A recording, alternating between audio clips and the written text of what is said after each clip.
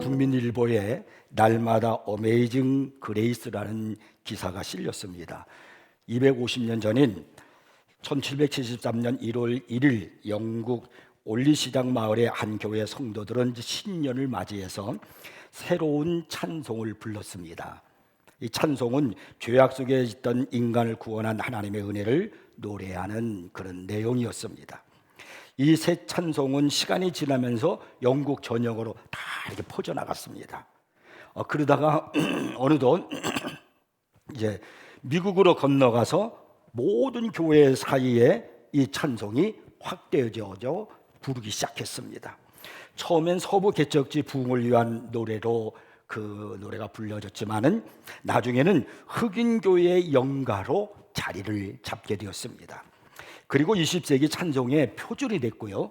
그리고 세계에서 가장 사랑받는 찬송이 되었습니다. 이 찬송이 뭘까요? 존 뉴턴의 나 같은 죄인 살리신이라는 그 찬송입니다. 최근 미국 그 복음연합 인터넷 홈페이지에는요, 어메이징 그리스와 관련해 우리가 몰랐던 사실을 소개한 글이 실렸습니다. 이 어메이징 그리스는 원래 찬송가 제목이 그것이 아니었다는 겁니다. 원래 최초의 그 찬송가 제목이 뭐냐면 신앙의 회고와 기대라는 것이 최초의 그 제목이었다는 겁니다. 이 과거를 돌아보고 미래를 기대하는 것을 묵상하기 위해서 쓰였다고 합니다. 이 찬송을 만든 존 뉴턴이라는 분이 노예 무역선 선장이었죠. 1748년 자신의 배가 폭풍에 이제 막 좌초되어서 이제 완전히 죽을 지경에 이르게 되었을 때 이 존 뉴턴이 하나님 앞에 간절히 기도하면서 그래서 그 기적적으로 폭풍 속에서 살아나게 됩니다. 그래서 그 후에 그 하나님의 은혜가 너무나 감사하고 구원의 감격을 그가 깨닫고 성공의 사절에서 제2의 인생을 이제 살게 됩니다.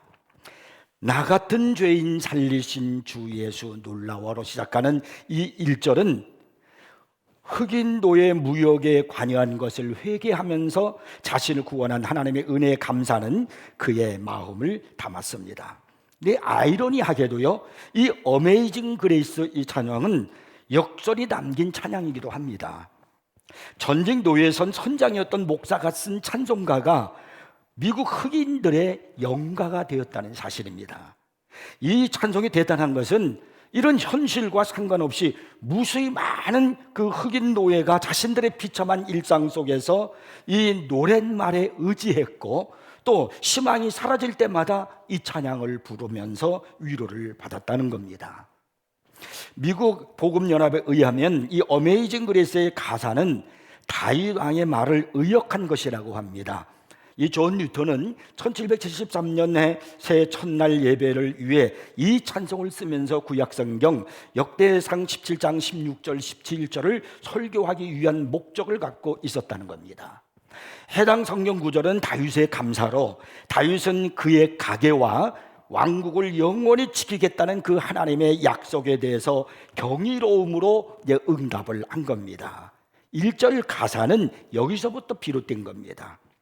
이 존 뉴턴은 어메이징 그레이스 이외에도 지난 일해 동안에 우리가 찬송 부를 때 그런 찬송을 했잖아요. 그리고 시온성과 같은 교회라는 그런 찬송의 가사도 썼습니다. 특징은요, 이분의 그 찬송의 가사는 신앙 루틴의 일부였다는 겁니다. 중요한 순간에, 힘들고 어려운 순간에 잠시 멈춰서 자신의 죄와 하나님의 그 자비를 생각하면서 오늘을 산다는 것입니다. 그리고 미래에 대한 하나님의 뜻을 기대한다는 것입니다. 그는 1973년 1월 1일 일기에 이렇게 썼다고 전해집니다. 주님, 당신의 은총으로서 저를 기다리셔서 저에게 변화가 올 때까지요. 뉴턴의 생애와 그리고 그가 썼던 그 일기를 보면서 생각나는 한 사람이 있습니다. 그 사람이 누구냐면 야곱입니다. 뉴턴의 생애가 야곱의 과거의 생애와도 같고 변화된 이 존 뉴턴의 모습이 변화된 야곱의 모습과도 같고 그리고 이 뉴턴이 하나님 앞에 일기를 썼다는 그의 기도가 야곱이 했던 그 기도도 같은 그런 내용을 담고 있어서 야곱이 생각납니다. 여러분, 야곱하면 가장 먼저 떠오르는 것이 무엇이 있습니까? 야곱은 정말 파란만장한 인생을 산 사람이 아닙니까? 그가 애굽의 바로왕 앞에 섰을 때에 자신의 인생에 대해서 그는 창세기 49장 47장 9절에서 이렇게 말합니다. 내 나그네 길의 세월이 130년이니라. 내 나이가 얼마 못 되니 우리 조상의 나그네의 연조에 미치지 못하나 험악한 세월을 보내었나이다. 그가 자신의 삶을 이야기할 때 그 왕 앞에 이렇게 말합니다. 나는 나그네와 같은 삶을 살았고 그리고 험악한 세월을 보냈습니다. 그가 얼마나 파란만장을 인생을 살았으면 험악한 세월을 보냈다라고 그렇게 말하겠습니까? 이런 야곱의 생애에서 여러분에게 가장 먼저 떠오르는 건 한 가지 있다면 무엇이겠습니까? 형보다 뒤질 수 없어, 내가 먼저 나가야 돼 라는 그런 심정으로 태어날 때 형의 발꿈치를 붙잡았다는 그것입니까? 아니면 배고픈 에서에게 팥죽 한 그릇을 팔면서 장자권을 착취한 그것입니까? 아니면 라헬과 결혼하기 위해서 14년을 외삼촌에게 노동하면서 사랑을 나눈 아름다운 그런 이야기입니까? 아니면 야복강 나루토에서 천사와 씨름하며 환도뼈가 부러지기까지 그 천사를 놓지 않았던 야곱의 집념입니까? 물론 이런 여러 가지 이야기들을 우리가 잊을 수 없는 사건들입니다. 그러나 저는 야곱에게서 잊을 수 없는 가장 중요한 사건이 베델 사건이라고 말하고 싶습니다. 이 베델 사건이 바로 야곱을 이스라엘 되게 했고 그리고 야곱을 이스라엘의 족장이 되게 한 것입니다. 야곱은 베델을 떠나서 생각할 수 없을 정도로 이 야곱과 베델은 상당히 중요한 관계를 우리에게 보여주고 있는 겁니다. 본문은 야곱이 자기의 집을 떠나면서 하나님을 만나고 드디어 베델이라는 말이 생기게 된 사건을 말씀하고 있습니다. 17절 이하의 말씀을 보시면 야곱이 아침에 일찍 일어나 베개로 삼았던 돌을 가져다가 기둥으로 세우고 그 위에 기름을 붓고 그곳 이름을 베델이라 하였더라. 그 성의 옛 이름은 루스더라고 했습니다. 이 베델이라는 말의 뜻은 하나님의 집, 그런 뜻입니다. 야곱을 이스라엘 되게 하고 하나님의 축복의 족장이 되게 한 이 베델의 사건, 이건 어떻게 이루어진 것일까요? 오늘 우리가 신앙생활하면서 이 사건을, 이 의미를 이해하는 것이 얼마나 중요한지 모릅니다. 왜 베델인가? 야곱에게 있어서는 왜 베델이 중요한가? 우리의 신앙생활에 있어서 왜 베델이 중요한가 하는 것을 오늘 이 아침의 말씀을 통해서 깨달아지고 붙들기를 바랍니다. 첫 번째는 뭐냐면 하늘에 낳은 사닥다리입니다. 야곱이 아버지 이삭을 속이고 에서처럼 꾸며가지고 어머니가 만들어준 변비를 가지고 들어가서 형 에서가 받을 축복권을 아버지로부터 다 받아내지 않습니까? 이로 말미암아 형 에서가 야곱을 죽이려고 하자 어머니 리브가의 권유에 따라서 아버지 집을 떠나서 멀리 하란 땅에 있는 외삼촌의 집으로 피신을 하게 됩니다. 갑작스럽게 집을 떠나야 하는 야곱에게 있어서 그의 피신의 길은 얼마나 고독하고 외로웠겠습니까? 세계 역사상 모든 사람 중에서 여정에 대한 준비가 가장 잘못 안 되어 있었을 것이고 그리고 틀림없이 다가오는 일에 대한 공포로 가득 찼을 것입니다. 그의 뒤에는 에서가 죽이려고 하고 있고 그리고 그의 앞에는 두려운 미지의 세계가 있었습니다. 그의 어머니를 다시 볼 수 있을까요? 그의 아버지는요? 그는 다시 집으로 돌아올 수 있을까요? 피신하여 떠나는 길에 야곱이 만난 밤은 정말 어느 밤보다도 더 무섭고 캄캄한 밤이 아니었을까요? 그날 밤 따라 유독 두렵고 외롭고 그 어느 날보다 더 근심을 했던 적은 없었을 것입니다. 야곱은 브에세바를 떠나서 하란으로 사막의 북쪽 경계선을 향해 갔습니다. 루스성 근처인 베델이라고 부르는 지역에 도착했습니다. 창세기 12장 8절 말씀을 보면은 야곱의 할아버지 아브라함이 전에 베델에 있으면서 거기서 단을 쌓은 적이 있었지만은 야곱이 이것을 알고 있었던 것 같지는 않습니다.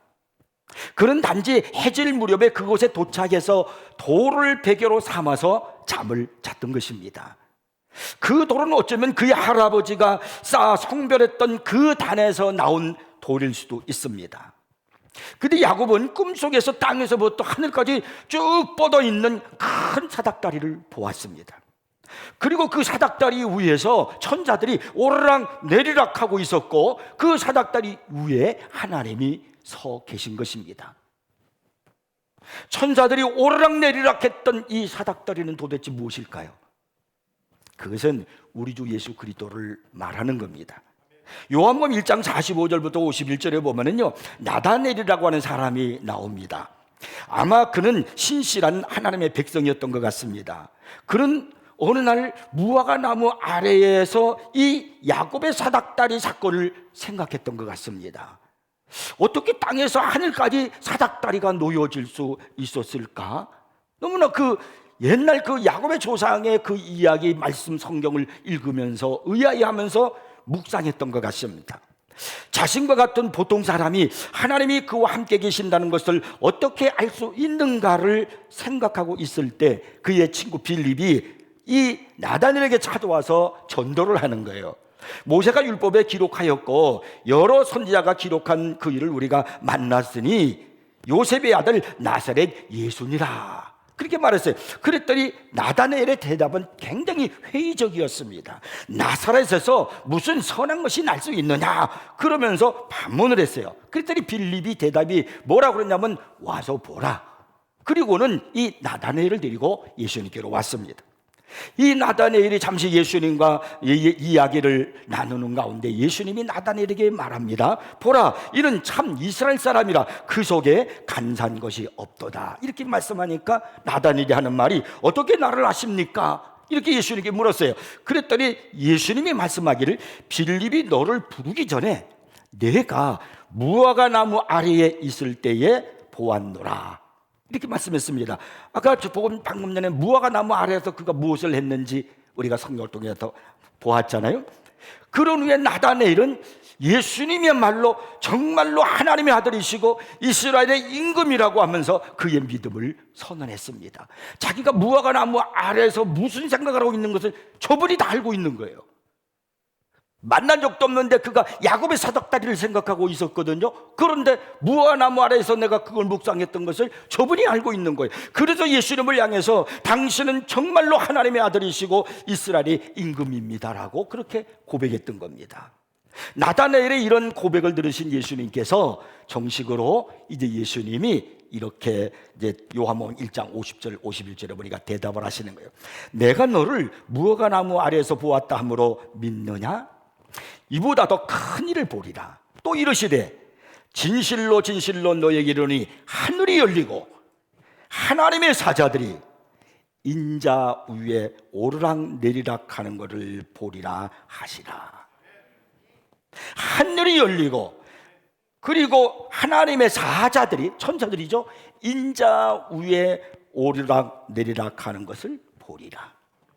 주님께서 말씀하시는 이때는 마태복음 16장 27절에서 인자가 하나님의 영광으로 그 천사들과 함께 오리라 하신 때임을 알 수 있습니다. 그러나 이 말씀에서 중요한 게 바로 뭐냐면, 주님이 지금 나다넬에게 가르치는 중요한 게 바로 뭐냐면, 주님이 바로 사닥다리의 형상이라는 겁니다.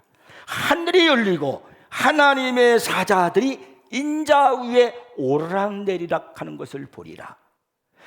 야곱 때에 사닥다리 위에 천사들이 오르락내리락 했잖아요. 그러니까 그 사닥다리가 예수님이심을 예수님이 나다넬에게 지금 가르치고 있는 겁니다.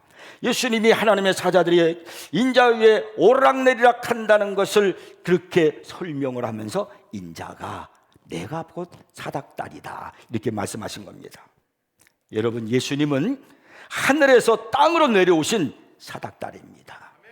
또한 사람들이 땅에서 하늘로 들어갈 수 있게 하는 유일한 사닥다리이십니다. 이 사닥다리는, 이 예수님은 곧 십자가를 의미하기도 합니다. 우리가 이 십자가를 통해서 하늘로 올라가는 겁니다. 그러므로 베델의 사건은 항상 사닥다리를 생각해야 됩니다. 베델은 십자가가 있는 곳입니다. 바로 이 야곱이 본 사닥다리가 그것을 의미하고 있는 거예요. 그 다음에 두 번째는 하늘문이 열렸다는 겁니다. 야곱은 지금 그 어느 때보다도 외롭고 두렵습니다. 그날 밤에 야곱보다 고독하고 근심했던 사람은 없었을 것입니다. 그러나 그는 혼자가 아니었습니다. 비록 그는 깨닫지 못하고 있었지만은 하나님이 그와 함께하고 계셨습니다.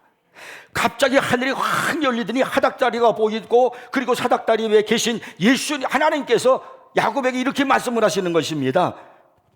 내가 너와 함께 있어 너를 이끌어 이 땅으로 돌아오게 할지라. 내가 내게 허락한 것을 다 이루기까지 너를 떠나지 아니하리라. 내가 너와 함께 있겠다. 이 세상 어느 곳이라도 하나님이 안 계신 곳은 없습니다. 지금 야곱은 혼자이거든요. 아무도 없어요. 외로워요. 고독해요. 자기가 혼자라고 외롭다고 그렇게 여기지고 있는데 하나님이 친히 말씀하시를 내가 너와 함께 있다라고 말씀하시는 겁니다. 우리 하나님은 어디에나 계시는 분이십니다. 다윗은 시편 139편 7절에 10절에서 이렇게 고백했습니다. 내가 주의 영을 떠나 어디로 가며 주의 앞에서 어디로 피하리까. 내가 하늘로 올라갈지라도 거기 계시며 수월에 내 자리를 펼지라도 거기 계시니다. 내가 새벽 날개를 치며 바다 끝에 가서 거주할지라도 거기서도 주의 손이 나를 인도하시며 주의 오른손이 나를 붙드시리이다. 야곱과 다윗의 경험을 보면서요, 여러분도 하나님께서 함께 하신다는 이 사실을 알고 믿으시기를 바랍니다. 여러분 중에 경제가 붕괴 직전에 있는 분이 있을지도 모릅니다. 여러분 중에 건강이 매우 나빠서 힘들어하고 괴로운 분이 있을지도 모릅니다. 여러분 중에 친구로부터 오해를 받고 마음 아파하는 분이 있을 수 있습니다. 여러분의 남편으로부터, 아내로부터, 또는 자녀로부터 버림받아 고달픈 인생, 외로운 인생을 살고 있다고 생각하는 분이 있을지도 모릅니다. 심지어는 교인들마저도 여러분에게 등을 돌린 사람이 있을 수도 있습니다. 직장을 잃을 수도 있고 용기를 잃어버릴 수도 있습니다. 그러나 저는 아무리 그런 현상에 있다 할지라도 여러분이 하나님이 하시는 그 말씀을 듣기를 원합니다. 내가 너와 함께하고 있다는 이 말씀이에요. 홀로 고독한 밤을 지내고 있는 야곱에게 오셔서 내가 함께 있어서 너를 떠나지 아니하시리라 이렇게 말씀하신 것처럼 오늘 하나님은 여러분과도 함께 계십니다. 그리고 내가 너를 떠나지 아니라고 말씀하십니다. 하나님은 여러분을 떠나신 적이 한 번도 없어요. 여러분이 예수를 믿고 그리고 그분의 자녀가 되는 순간, 그 순간부터 하나님은, 주님은 여러분을 한 번도 떠나신 적이 없습니다. 단지 여러분이 깨닫지를 못하고 알지를 못했을 뿐입니다. 지금 여러분이 있는 그곳이 하늘의 문일 수도 있습니다. 야곱이 있는 곳에 사닥다리가 있었고 천자들이 오르락내리락 한 것처럼 사닥다리이신 예수 그리스도를 붙잡고 있으면 천자들이 오르락내리락 하면서 여러분을 도와주실 것입니다. 히브리서 1장 14절 말씀을 보면요, 모든 천사들은 섬기는 영으로서 누굴 섬겨요? 구원받을 상속자들을 위하여, 우리들이, 예수 믿는 우리들을 위하여 섬기라고 보내심이 아니냐라고 말씀합니다. 천사들은 지금도 우리를 돕기 위해서 섬기라고 하나님께서 보내서 우리와 함께하고 있음을 믿으시기 바랍니다. 야곱은 그날 밤 천사들의 큰 무리를 보았고 그들과 하나님에 의해서 야곱이 혼자가 아니라 전능자의 보호 아래 있다는 것을 확신하게 되었습니다. 사실 당시 야곱은요 굉장한 거부였습니다. 많은 소유를 지니고 있었습니다. 그의 가족은 유목민으로 살았지만은 오늘날의 유목민처럼 그렇게 가난하지가 않았습니다. 할아버지 아브람 때부터 유목민으로 산 것이 아니라 고대 근동 대상들과도 교역을 함으로 많은 부를 축적했습니다. 창세기 13장 2절 말씀 보면 이렇게 말씀해요. 아브람에게 가축과 은과 금이 풍부하였더라. 굉장히 거부였다는 거죠. 그 아브람의 종이 이제 그의 주인의 아들의 신부감을 찾으러 저 멀리 나흘 성에 갔을 때에 그가 그 아브라함의 가족의 아브라함에 대해서 이제 소개를 할 때 이런 말을 했습니다. 창세기 4장 35절에요. 여호와께서 나의 주인에게 아브라함에게 크게 복을 주시어 창성하게 하시되 소와 양과 은금과 종들과 낙타와 나귀를 그에게 주셨습니다. 그러면서 그 신부감을 찾으러 온 그 집에 비싼 선물을 주었습니다. 근데 그 후에 그 아브라함의 아들 이삭에 대해서 성경은 또 뭐라고 말씀하시는가? 창세기 26장 13절 14절에요. 그 사람이 이삭이 창대하고 왕성하여 마침내 거부가 되어 양과 소가 떼를 이루고 종이 심이 많으므로 블레셋 사람이 그를 시기하여. 자, 그러면 야곱의 것이 아브라함의 것이 누구의 것이 돼요? 유산을 하니까 이삭의 것이 돼요. 이삭이 이렇게 또 많은 복을 받았는데 아브라함과 이삭의 것이 누구의 것이 돼요? 야곱의 것이 되는 겁니다. 그러니까 야곱은 이렇게 많은 것을 그가 거느릴 수 있었습니다. 그런데 지금의 야곱은 어떻습니까? 그는 홀로 모든 것을 버려두고 혹시 자신을 태울 짐승에 하나만 실려서 더 이상 자신의 것이 아무것도 없이 도망자의 신세의 모습이 아니겠습니까? 그가 외삼촌 라반의 집에 이르렀을 때 그에게 처음 보는 외삼촌인데 줄 선물조차도 없었습니다. 그는 그의 노동력 외에는 줄 수 있는 것이 아무것도 없었습니다. 야곱은 지금 고독하고 무력해졌을 뿐만 아니라 그의 이름조차도 더럽혀져 있었습니다. 아마도 그가 그의 형을 속이고 그의 아버지를 기만했다는 그 사실이 그 온 마을을 통해서 급속도로 퍼져나갔을 것입니다. 그는 창피 속에서 지금 도주를 하고 있는 겁니다.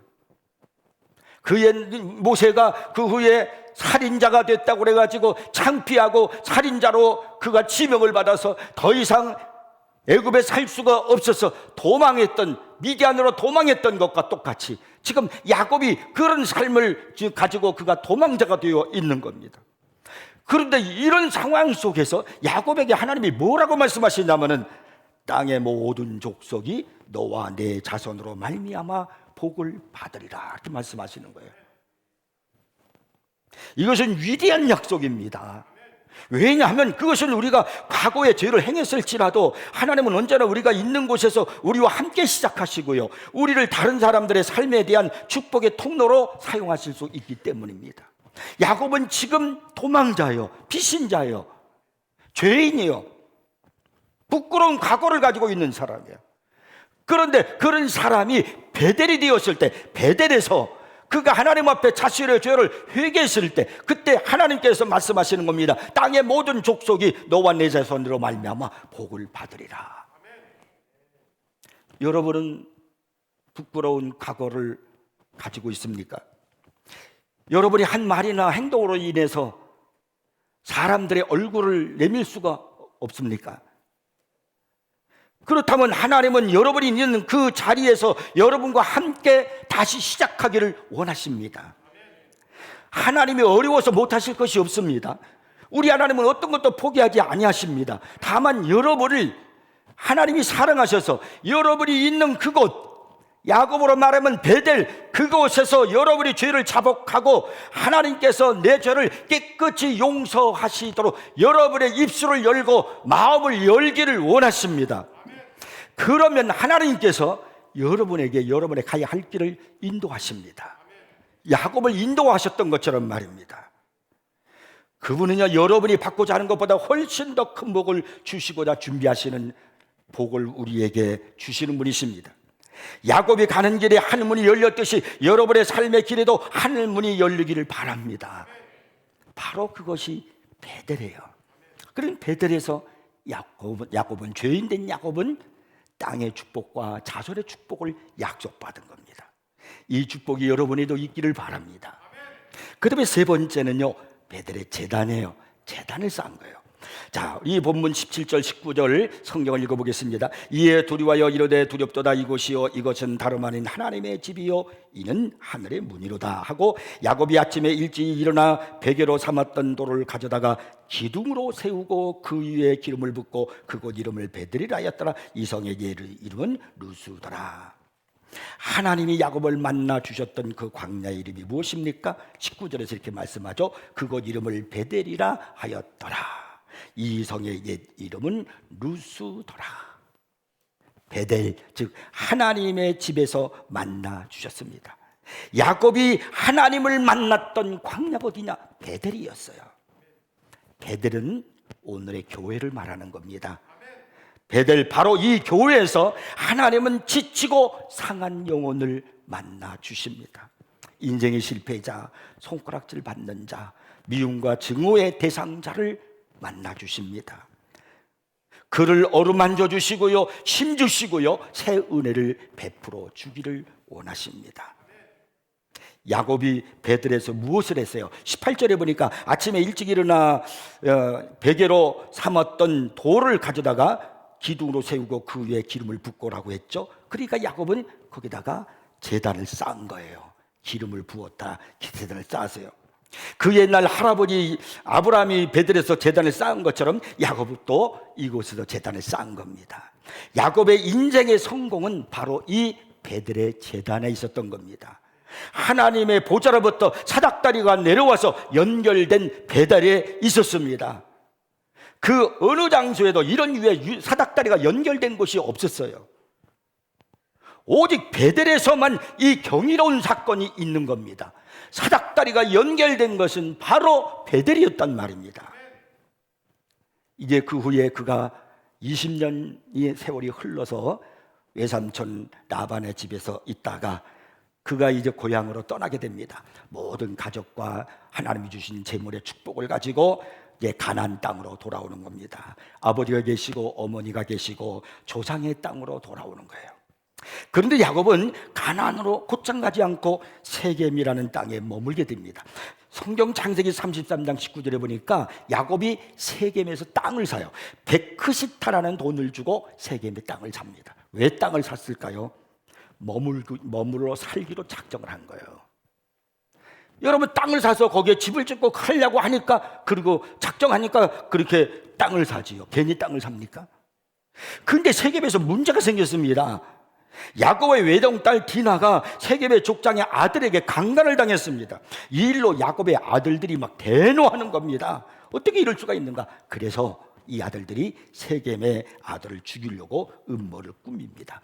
족장의 아들과 디나가 결혼을 하려면 자신들의 전통을 따라야 하는데 세겜의 남자들이 모두 할례를 행하면 결혼을 하겠다고 이렇게 말합니다. 그래서 이 세겜 사람들이 디나와 결혼을 시키기 위해서 할례를 하고 다 고통스러워하고 있을 때 시므온과 레위가 칼을 가지고 가서 그 성읍의 모든 남자들을 전부 다 죽이는 겁니다. 족장도 죽이고 그의 아들 세겜까지도 다 죽이는 거예요. 이 일로 인해서 야곱이 막 엄청나게 두려워하는 겁니다.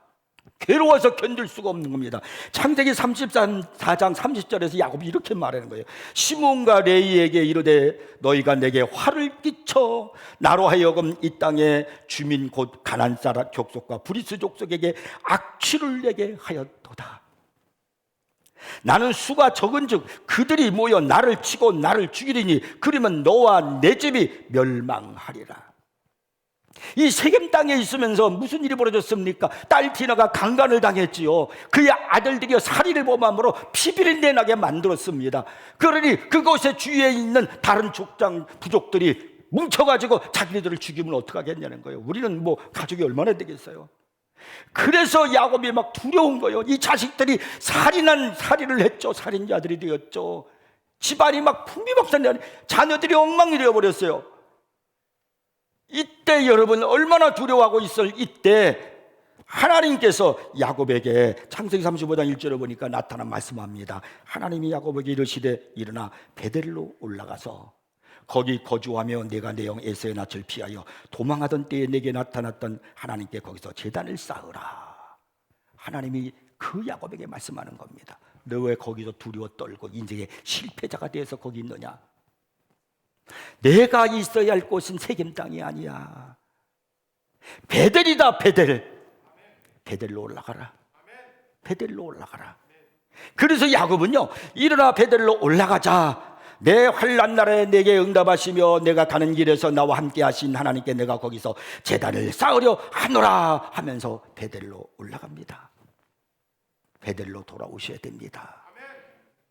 고난이 왔을 때 생각하지 못한 장애물이 생겼을 때, 가정과 내 삶에 불화가 생겼을 때 베델로 돌아오셔야 됩니다. 야곱은 베델에서 제단을 쌓고 그곳 이름을 엘베델이라고 불렀습니다. 일찍이 하나님이 하늘에서 땅에 닿은 사닥다리 환상 속에서 야곱에게 처음 나타나셨을 때 야곱이 그 장소를 베델, 하나님의 집이라고 불렀습니다. 야곱은 베델이 특별히 거룩한 장소라고 생각했습니다. 그래서 베델, 하나님의 집, 이렇게 거룩한 특별한 장소다 이렇게 생각했습니다. 그런데 창세기 35장에 들어와서 야곱이 또다시 베델로 와서 제단을 쌓으며 하나님의 이름을 불렀을 때 그는 뭐라고 부르냐면 이번에는 엘베델이라 그랬어요. 엘베델이라는 말은 하나님의 집의 하나님, 그런 말이에요. 이 말의 의미가 뭔 줄 아십니까? 처음에는 그의 강조점이 장소에 있었지만은 지금은 하나님입니다. 처음에는 장소가 중요하게 여겨져 있었지만 지금은 다른 거 다 아무것도 아니라는 거예요. 하나님이라는 거예요. 그의 초점이 옮겨진 겁니다. 그의 인식이 달라진 겁니다. 이제 여러분에게도 이런 인식의 변화가, 이런 초점의 변화가 일어나기를 바랍니다. 지난 날에는 사람, 재산, 사건, 환경, 아니면 명예, 이런 것들에 대해서 중요하게 생각하고 초점을 맞췄다면 이제는 단 하나, 하나님에게 집중되어야 하는 겁니다. 하나님으로 가득 차야 되는 겁니다. 하나님은 베들로 돌아온 야곱에게 다시 나타나셨어요. 그리고 말씀합니다. 창세기 35장 9절 10절에 보면 이렇게 말씀해요. 하나님이 다시 야곱에게 나타나사 그에게 복을 주시고, 세겜에 있을 때는 복이 아니라 집안만 엉망진창했어요. 혼란스러워졌어요. 하나님이 그에게 이르시되 내 이름이 야곱이지만은 내 이름을 다시는 야곱이라 부르지 않겠고 이스라엘이 내 이름이 되리라 하시고, 이스라엘이라는 이름을 받은 곳이 어디냐면 창세기 32장 야복강가에서예요. 지금은 창세기 35장이에요. 그러니까 그 후에도 이스라엘 이름이 불려지지 않았다는 거예요. 그런데 이스라엘 이름이 내 이름이다, 야곱이 이제 내 이름 아니다, 이스라엘은 내 이스라엘의 이름이 되리라. 그리고 하나님이 그가 그의 이름을 이스라엘이라 부르시고, 이후부터 야곱이라는 이름은 없어지고 이스라엘은 이름으로 불려지기 시작합니다. 진정한 이스라엘이에요. 이스라엘이 뭐예요? 하나님과 겨루어 이겼다, 최고의 강자다, 이런 의미예요. 너는 이젠 진짜 강자다, 최고의 강자다라는 그런 의미입니다. 그가 언제 이 이름을 다시 부여받았어요? 이스라엘의 베델로 돌아왔을 때요. 2021년도 12월 31일 날 US 미국의 그 뉴스 앤 월드 리포트지에서 세계에서 가장 강력한 국가에 대해서 순위를 발표한 것이 있었습니다. 세계에서 가장 강력한 국가가 어딘가? 이것은 군사력과 경제력, 외교력 이런 여러 가지를 이제 합산해서 이제 발표를 한 거예요. 1위는 어딜까? 부동의 1위 미국. 2위는 어딜까? 중국. 사람이 많으니까. 3위는 어딜까? 러시아.